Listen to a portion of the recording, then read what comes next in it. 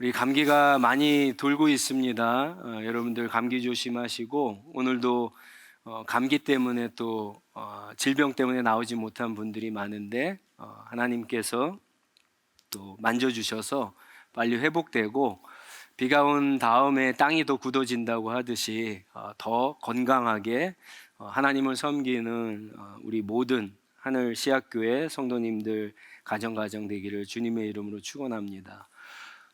바울이 성령의 감동으로 로마 교회에 편지를 쓴 것이 로마서입니다. 이제 오늘 16장 말씀인데요. 이 16장은 여러분 읽어보신 분들은 아시겠지만 여러 사람들의 이름이 나옵니다. 로마 교회에 있는 사람에게 안부 인사로 끝을 맺습니다. 1절에 베베라고 하는 여자 집사를 추천하는 것을 빼놓고는 계속해서 안부 인사가 이어지고 있습니다. 굉장히 특이한 겁니다, 사실은. 왜냐하면은 이 안부 인사가 너무 길고 또 구체적이고 분량도 많습니다. 사도 바울이 한 11개에서 12개 정도 편지를 쓰거든요, 신약 성경에. 그런데 그 편지에 나오는 모든 안부 인사를 다 합친 것보다 분량이 더 길고 많습니다. 그리고 이 16장을 좀 읽어보시면 이름까지 한 명 한 명 이렇게 언급하면서 인사를 하고 있습니다. 고린도 전서에도 그런 부분들이 있긴 하는데 굉장히 특이한 겁니다. 한 사람 한 사람을 언급하면서 안부 인사를 하고 있습니다. 이 16장 전체에만 한 35명 정도 되고요. 1절부터 16절까지만 한 26명에서 27명이나 되는 사람의 이름을 언급하면서 인사를 하고 있습니다. 인사하는 사람들도 사실은 굉장히 다양합니다. 여러분들은 읽으면서 이게 발음하기도 어려운 사람들의 이름이 있지만 이 안에는 사실은 굉장히 다양한 사람들이 있습니다. 유대인도 있고요.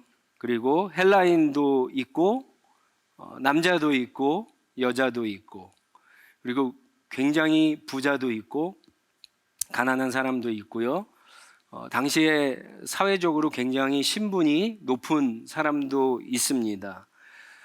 예를 들어서 10절에 나와 있는 아리스토블로라고 하는 사람은요, 당시 로마 황제의 친구였고 우리가 잘 아는 헤롯 대제의 손자인 사람입니다.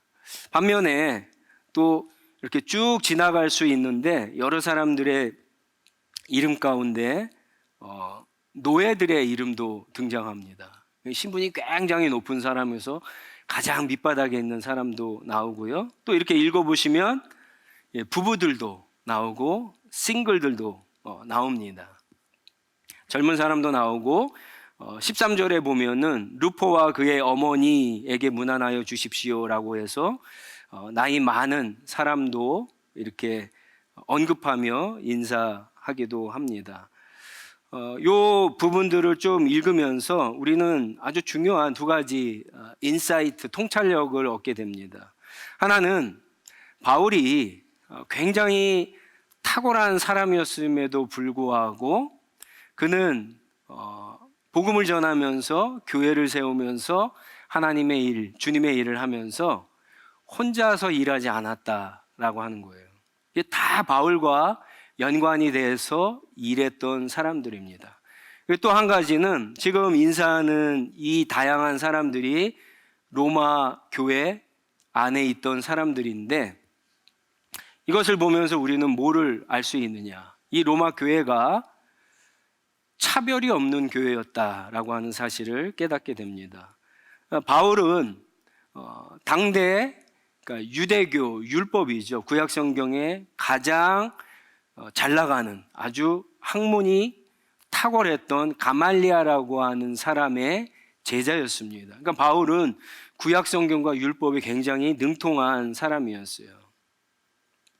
그리고 바울은 최초의 복음을 이방에 전했던 선교사이기도 했고요. 여러 사도들이 나오지만 그 사도들 가운데 사실은 가장 많이 배우고 가장 탁월하게 일했던 사람입니다. 그리고 현대에 와서는 기독교 역사를 통해서 많은 사람들이 바울을 평가할 때 예수님을 가장 많이 닮은 사람이 바울이다 이렇게 평가를 하는데, 이렇게 뛰어나고 탁월한 바울인데도 혼자 일하지 않았다는 거예요. 혼자 막 독불장군처럼, 돈키호테처럼 복음을 전하고 교회를 세우고 주님의 일을 하지 않았다라고 하는 것을 우리가 보게 됩니다. 사실은 바울의 탁월함이 여기에 있습니다. 이 바울의 탁월한 점이 여기에 있습니다. 우리가 보통 사람들을 평가할 때 영향력을 평가를 하거든요.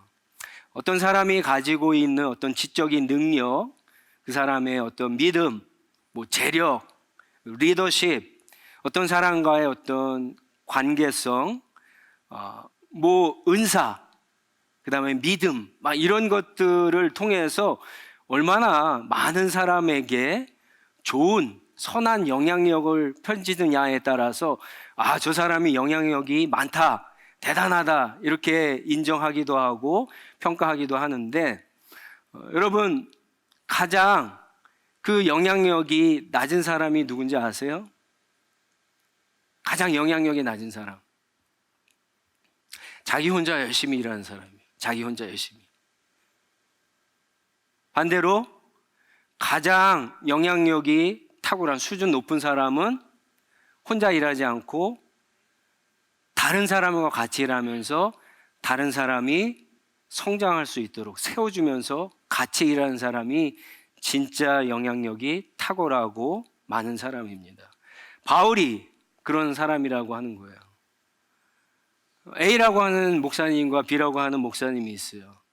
둘 다 교회를 개척을 했습니다. A라는 목사님은요, 얼마나 열심히 하는지 모릅니다. 자기가 주보도 만들고 찬양 인도도 하고 대표 기도도 하고, 그리고 또 허전할까봐 특송도 혼자 하고 설교도 합니다. 설교 끝나고 나서 성도들 위해서 애찬도, 교제도 다 준비를 합니다. 반면에 B라는 목사님은요, 그분도 열심히 해요. 그런데 혼자 일하지 않습니다. 자꾸만 성도들을 세웁니다. 시킵니다. 맡깁니다. 다른 사람들이 함께 일하도록 합니다. 그러면 어떤 목사님이 탁월한 사람입니까?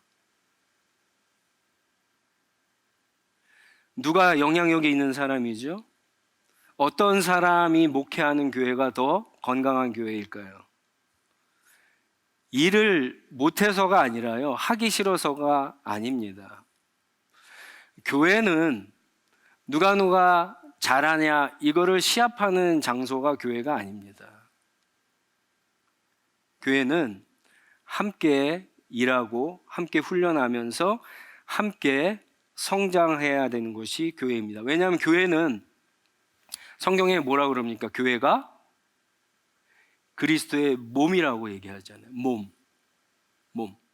근데 한 사람만 아주 특별하게 믿음이 있어서 열심히 하면은 마치 뽀빠이처럼, 사실은 뽀빠이가 힘이 세지만 뽀빠이는 냉정하게 객관적으로 평가하면은요, 이상한 사람이에요. 괴물이에요. 그렇죠? 한쪽만 발달했잖아요. 건강하지 못한 거죠. 머리부터 발끝까지 골고루 각 지체가 건강해야지 되는 거죠. 교회는 그리스도의 한 몸이기 때문에, 그리스도의 몸, 유기체이기 때문에, 살아있는 것이기 때문에 각 교회가 이루는 각 지체는요, 다 함께 일하면서 함께 움직이면서 골고루 성장해야지, 여러분, 주님이 기뻐하시는 건강한 한 몸을 이루는 교회가 될 수 있는 겁니다. 어떤 분들은 그렇게 얘기를 해요. 사람이 없으니까 한다고. 근데 한번 이런 것도 생각해 보셔야 돼요. 어떤 일을 하는데, 어떤 부서에서 일하는데 사람이 없어서 처음에 그렇게 일할 수 있습니다. 그런데 그렇게 일한 다음에 이제 12월도 얼마 남지 않았는데 내년에도 또 올해와 똑같이 나만 혼자 일해야 되냐? 그랬을 때는 엄밀하게 얘기하면요, 지혜롭게 일한 것이 아닙니다. 분명히 처음에 열심히 혼자 일할 때가 있지만 일하면서 자꾸만 다른 사람들을 함께 일하자고 했어야 되는 거예요. 혼자 일하면은 여러분 어떻습니까? 처음에는 열심히 나서 일할 수 있지만 계속 하다 보면은요, 힘들고 지칩니다. 나중에는 번아웃 돼서 아예 하기 싫어합니다. 그러나 처음에 그렇게 일하면서 다른 사람들 세우는 것도 물론 쉽지 않죠. 그렇지만 조금씩 함께 일하면서 사람들을 세워 나갔을 때 여러분, 그 사람이 같이 일하면서 성장하고 그 사람을 보면서 나도 또 기쁘고 도전을 봐서 같이 성장할 때는 여러분 더 건강하게 하나가 되어서 일할 수 있게 되는 겁니다. 뿐만 아니라 이 로마 교회는요, 차별이 없는 교회입니다. 오늘날도 우리가 사는 이 캐나다도 차별이 없지는 않죠. 물론 어떤 나라보다 캐나다는 차별이 없는 나라이지만 역시 이 안에 존재합니다. 높이 올라갈수록 차별이 존재합니다. 그래서 우리 한국 사람이나 동양 사람들이 올라갈 수 없는 부분들이 있습니다. 심지어 교회도, 선교단체도 그런 부분들이 있습니다. 그런데 2000년 전에 로마가 다스리던 세상 시대는요, 지금과는 비교도 할 수 없는 그런 차별이 너무 많은 세상이었어요. 내가 로마 시민으로 태어나지 않거나 내가 로마 시민권을 따지 않는 이상 차별은 당연하다라고 받아들여야 됩니다. 계급의 차이가 있습니다. 신분의 차이가 있습니다. 그래서 여러분, 노예가, 종이 존재를 했습니다. 마치 시장에 가면은 물건처럼 이렇게 사고 파는 게 노예였어요. 뭐 예를 들어서 우리가 어떤 갤러리아에 갔는데 갤러리아 앞에 이 노예들이, 어린 아이부터 여자 노예들이 서 있어요. 그러면서 막 100불에 200불에 사가라고 그렇게 얘기하는 시대가 로마 시대였어요. 뿐만 아닙니다. 여자들은 인간 취급도 받지 못하는 사회였습니다. 어느 정도였냐? 그 당시에 당대 아주 유명한 철학자 중에 세네카라고 하는 사람이 있는데, 이 사람은 다른 철학자들과 뭐를 가지고, 무슨 주제를 가지고 논쟁했냐면은 죄송합니다, 여자가 사람인가 짐승인가, 이거 가지고 논쟁을 하던 시대가 로마 시대였습니다. 그만큼 뭐 인권 그런 거는 아예 찾아보기도 힘들고요, 차별이 엄청나게 심했던 시대, 세상, 사회가 2000년 전의 로마였습니다. 자, 그런데 세상이 다 그런데 교회는 완전히 달랐습니다. 교회는 주인과 노예가 차별이 없었어요. 여러분 한번 상상을 해보세요. 주인과 노예가 주일날 같이 이렇게 모여서 같이 애찬을 먹고 마시면서 같이 손 붙잡고 같이 기도하는 거예요. 같이 주님을 찬양합니다. 같이 교제해요. 이게 교회였어요. 유대인과 이방인이 얼마나 사이가 안 좋은지 여러분 아시죠? 지배자와 피지배자 사이였어요. 유대인들은 이방인들을 개보다 못한 존재로 여겼고, 또 이방인들은 자기가 다스리는 사람이니까 종처럼, 노예처럼 그렇게 불렸어요. 근데 함께 교제하면서 하나님을 예배했습니다. 부자와 가난한 사람 차별이 없습니다. 여러분, 우리가 부자를 어디서 만날 수 있을까요? 텔레비에서밖에 못 봅니다. 아주 부자들, 대통령의 친구들, 대통령급의 사람들. 근데 교회 안에서는 같이 만나서 교제하고 예배를 드렸습니다.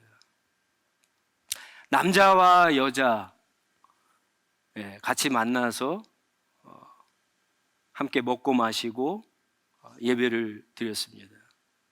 가장 대표적이고 상징적인 사람이 이제 오늘 우리가 읽은 3절에 나오는 브리스길라로도 잘 알려져 있죠. 이 사람과 아굴라입니다. 제가 왜 이 사람에 대해서 이야기하느냐, 사실은 여기에 26명, 27명의 사람들이 나오지만 대부분은요 신약 다른 성경에 잘 언급되지 않는 사람들이에요. 그런데 브리스가와 아굴라는 신약 성경에 6번이나 나오기 때문에 이 사람들이 어떤 삶을 살았고 어떻게 행동했는가, 그리고 바울이 왜 그 사람들에 대해서 길게 안부 인사를 하면서 칭찬을 하는가를 우리가 정확하게 알 수가 있습니다. 이 두 사람은 부부입니다. 누가 아내죠? 원래대로 하면은 앞에 나오는 게 남편이어야 되는데 이 브리스가가 아내입니다. 6번 언급되는데 4번은 이 여자가 먼저 언급되고 있습니다. 사도행전 18장 2절에 보면은요, 이 아굴라라고 하는 남편이죠. 이 남편은 본도 출신의 디아스포라 유대인이다, 이렇게 이야기하고 있습니다. 본도는 오늘날로 얘기하면 블랙시, 흑해를 이야기합니다. 그 지방에 살던 그 지방에서 태어난 유대인인데 디아스포라 유대인입니다. 이 디아스포라라고 하는 것은 팔레스타인에서 태어나지 않고 다른 지역에서 태어나서 유대교를 믿고 유대 전통에 따라서 살고 있는 유대인들을 디아스포라 유대인이라고 그렇게 이야기합니다. 자, 반면에 브리스가는 유대인이 아닙니다. 이 브리스가는요, 보통 대부분의 학자들은 이 이름이, 이 성인데, 이 브리스가라고 하는 이 성이 당시 로마에서 아주 유명한 귀족 출신의 성이다, 그렇게 이야기합니다. 자, 신분이 굉장히 높은 여자와 신분이 가장 밑바닥에 있던 남자가 만났어요. 어디서 만났을까요? 교회에서 만났다는 거예요. 교회에서 우리 청년들이 만나 결혼하는 것은 너무 좋은 일입니다. 우리 교회에서도 지금 두 커플이 만나고 그래서 결혼해서 이렇게 신앙생활 잘하고 있는데 너무나 좋은 일이죠. 이 브리스가와 아굴라도 교회에서 같이 성경 공부하다가 이렇게 눈이 맞은 것 같아요. 같이 예배를 드리고 교제하다가 만나서 결혼을 했는데 그 정도로 교회가 차별이 없었다는 거예요. 근데 이 두 부부의 이제 영향력이 대단합니다. 사도행전 19장에 보면은요, 에베소에서 한 번은 폭동이 일어나요. 바울이 가는 곳곳마다 핍박을 받은 거 아시죠? 복음을 전하기 때문에 그 지역에 있던, 그 회당에 있던 유대인들이, 강력한 보수적인 유대인들이 바울을 막 죽이려고 한 적이 한두 번이 아닙니다. 그런데 에베소에서도 그런 일이 일어났는데 그때 이 바울의 목숨을 구해준 것이 브리스가와 아굴라입니다.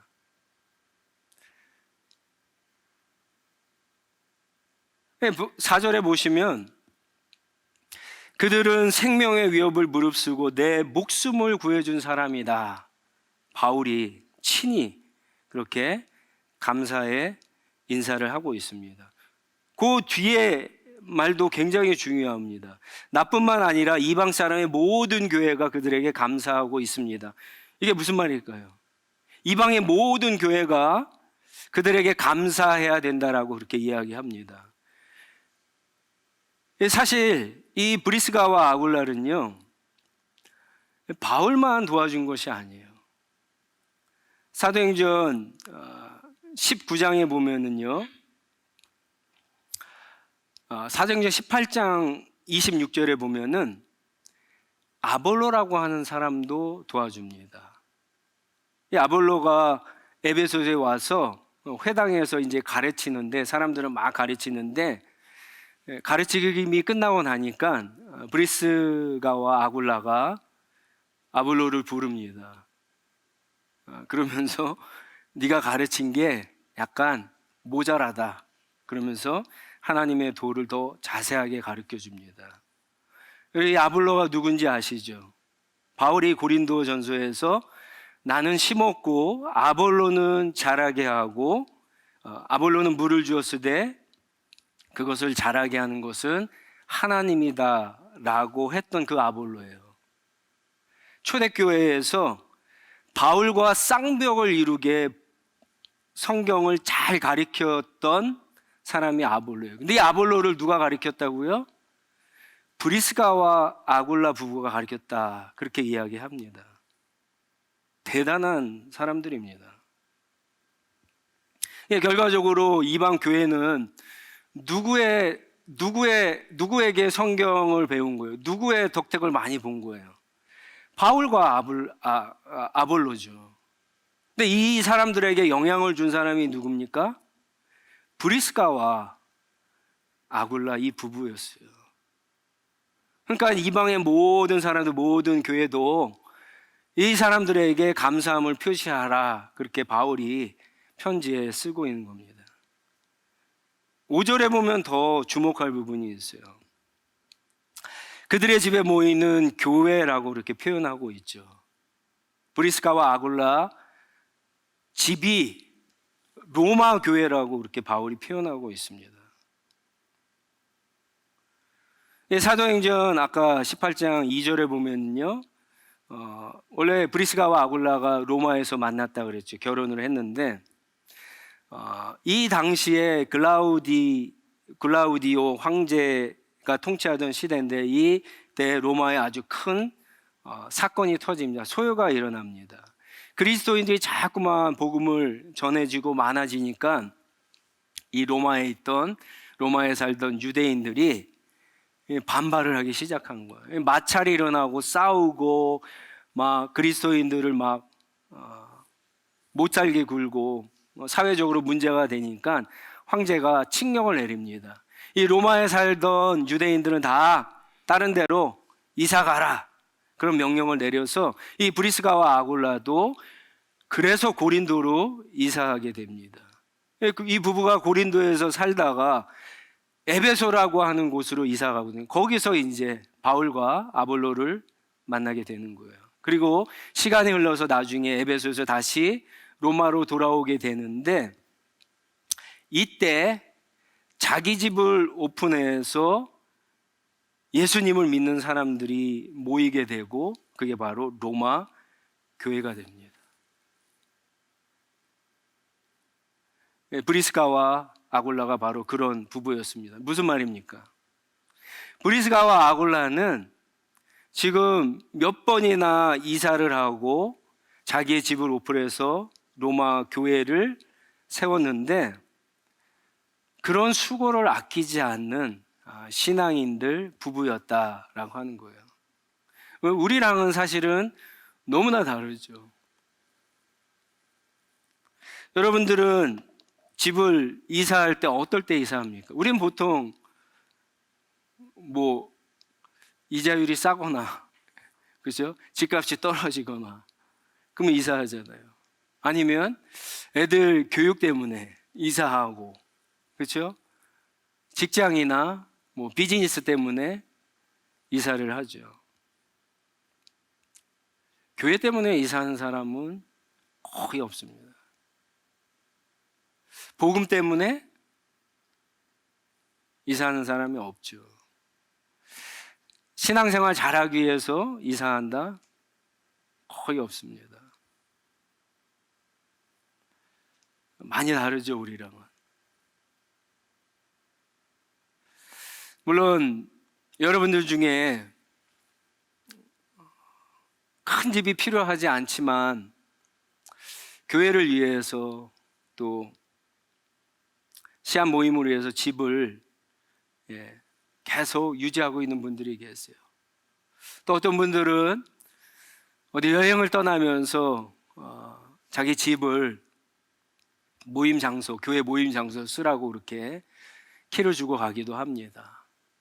어떤 분들은 또 얘기 들어보니까 시한 모임이나 이런 것들을 위해서 집을 레노베이션하고 깨끗하게 그렇게 수리하기도 합니다. 얼마나 귀한 일인지 모릅니다. 얼마나 하나님이 기뻐하시는 일인지 모릅니다. 브리스길라와 아굴라가 결국 자기의 집을 오픈하고 그러는데, 그럼 우리는 이 사람들의 삶의 중심에 정말 누가 계신가를 갖다가 확실하게 볼 수 있는 부분입니다. 그렇지 않습니까? 진짜 내 삶에, 내 신앙, 내 돈의 주인, 나의 삶의 주인이 누구이신가를 이것만큼 분명하게 볼 수 있는 부분이 있을까요?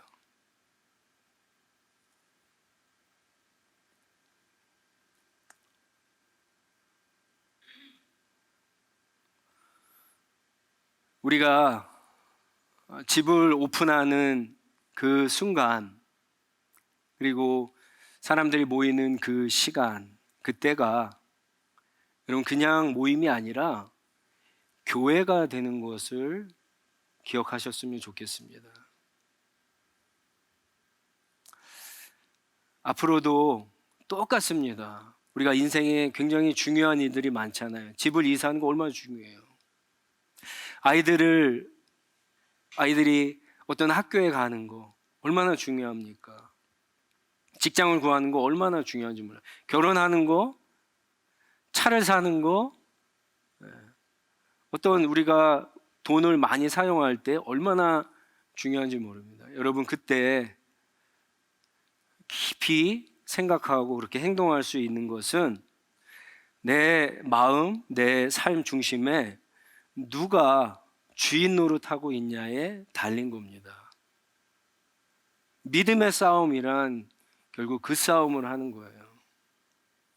그 싸움에 다 승리하시는 저와 여러분 되시기 바랍니다. 물론 브리스가와 아굴라 집이 로마 교회 딱 하나였다라고 하는 말은 아닙니다. 14절과 15절을 읽어보시면 이런 표현이 있죠. 그들과 함께 있는 형제 자매들에게 문안하십시오. 15절에도 그들과 함께 있는 모든 성도들에게 문안하여 주십시오. 이게 무슨 말입니까?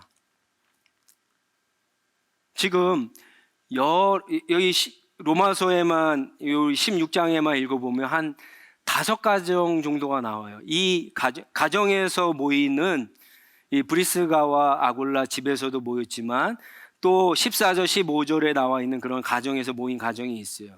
이런 가정들이 다 모여서 로마 교회로 불렸다라고 하는 거예요. 그러니까 쉽게 얘기하면은 우리 교회 같은 경우에 누구누구의 가정에서 모이는 씨앗이 있잖아요. 그 씨앗이 교회였다는 거예요. 그래서 그 교회들이 모인 게 하늘 씨앗 교회가 된다라고 하는 거예요.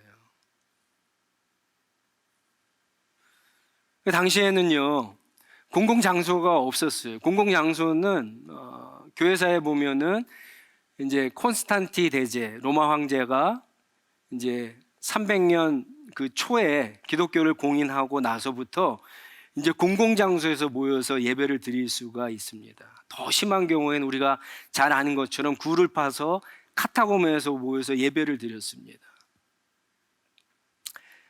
교회가 여러분 그렇게 시작된 거예요. 교회는 원래 가정교회였다라고 하는 거예요. 가정에서 여러분 씨앗이 모이는데 여러분 그게 그냥 단순한 씨앗 모임이 아니에요. 이렇게 한번 상상해 보세요. 매주 굉장히 어려운 상황인데 가정에서 몰래 모여갖고 함께 음식을 먹습니다. 같이 모든 성도들이 있을 거 아니에요? 핍박당하는 성도들이 있고 끌려가는 사람들이 있을까? 그 사람들 위해 기도해요. 이 사람들이 잘 아는 바울이 지금 감옥에 갇혔으니까 같이 합심해서 기도합니다. 그런 가운데 찬양해요. 하나님의 예배 드려요. 매주 그렇게 해요. 여러분, 이 사람들이 친해질까요? 친해지지 않을까요? 친해지죠. 가족처럼 될 수밖에 없는 거예요. 에베소서 2장 20절에는 우리가, 교회가 하나님의 가족이라고 그렇게 이야기합니다. 근데 우리가 가족같이 않게 그렇게 느낄 때가 많잖아요. 저는 그 이유가 시간의 문제라고 시간을 많이 보내지 않기 때문이라고 생각합니다. 일주일에 한 번, 1시간, 2시간 이렇게 예배드리고 잠깐 차 마시고 헤어지는 것으로 가족이 될 수 있다? 회사 사람들이 더 친한 게 맞는 얘기예요. 여러분, 씨앗에서 모이는 거를 잘 모이셔야 돼요. 제가 진짜 웃긴 말로 밥 사주세요 이런 얘기하는 거 아닙니다. 차 마십시다 그런 얘기하는 거 아니에요. 영화 보러 갑시다 그런 얘기하는 거 아닙니다. 그렇게 많은 시간을 들이면서 만나고 교제하고 그 안에서 내가 알고 배우고 있던 하나님의 말씀으로 서로 격려하고 위로하고 함께 기도하면서 교회가 되는 거예요. 교회는 살아있는 거예요. 살아있기 때문에 자꾸만 만나고 부딪히는 가운데 성령께서 우리 가운데 하나가 되는 그러한 역사가 일어날 때 진짜 하나님의 교회가 될 수 있는 겁니다. 부부도 그렇잖아요. 부부도 살면 살수록 친해지고 치밀해지고. 씨앗 모임은 그냥 모임이 아닙니다. 교회입니다. 내년부터는 그렇게 부르고 싶어요. 씨앗 모임이라고 하지 마시고 씨앗 교회다. 씨앗 교회다. 여러분 그렇게 생각하시고 씨앗 모임에 또 열심을 품으시기 바랍니다. 진짜 이 브리스가와 아굴라 부부를 생각하면은요, 아무리 생각해도 정말 놀라운 부부입니다. 이 부부 뭐라 그럴까요? 부부 전도단, 부부 사역단 막 이런 사람들이에요. 정말 엄청난 영향력을 끼치고. 여러분 심지어 이 사람들이요 집사도 아니었어요. 1절에 보시면 베베는 일꾼, 그래서 그 밑에 각주를 보면은 집사라고도, 다른 사본에는 집사라고도 그렇게 표현하거든요. 여러분 여기 성경에서 지금 읽는 신약성경에 나오는 집사는 우리가 얘기하는 그런 서리 집사가 아닙니다. 오데인 받은 안수 집사들을 얘기해요. 교회에서 리더급에 있는 사람들을 이야기합니다. 근데 이 브리스가와 아굴라는요 집사도 아니라 평신도였어요. 그런데 엄청난 영향력을 끼친 사람들입니다. 3절에 보세요. 바울이 뭐라고 이 사람들을 처음에 소개하냐면요, 이 사람들은 나의 동역자라고 소개합니다. 바울이 여태까지 수백 명의 사람과 동행을 했는데, 여러분 성경을 읽어보시면 바울이 나의 동역자라고 표현하는 사람은요 아주 극소수에 불과합니다. 사도도 아니에요, 장로도 아니에요, 안수집사도 아니에요, 평신도인데 바울은 나의 동역자라고 그렇게 이 사람들을 평가하고 있습니다. 옆에 사람들한테 한번 이렇게 인사해 보세요. 당신은 나의 동역자입니다. 네. 기분 좋죠? 그래도. 근데 바울이 그렇게 얘기하면 얼마나 좋겠어요. 여러분, 나중에 예수님이 저와 여러분들을 나의 동역자라고 평가하면은 얼마나 좋겠습니까? 2023년도 이제 한 달이 남지 않았습니다.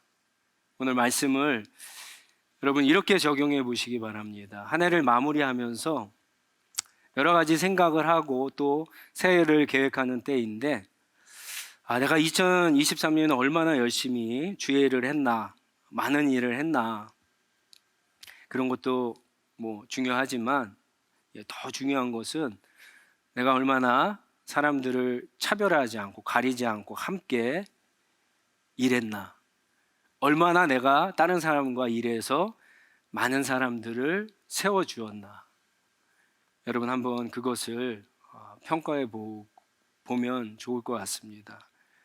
그래서 새해부터는 더 혼자 열심히 일하지 마시고 더 많은 사람들과 함께 열심히 일하고 차별하지 말고, 그러면서 많은 사람들을 세워주는 그런 영향력을 발휘해서 많은 사람에게 저 사람은 나의 동역자다, 그리고 나중에 예수님에게 나의 동역자라고 하는 그런 평가, 칭찬을 받는 저와 여러분들이 다 되시기를 주님의 이름으로 축원합니다.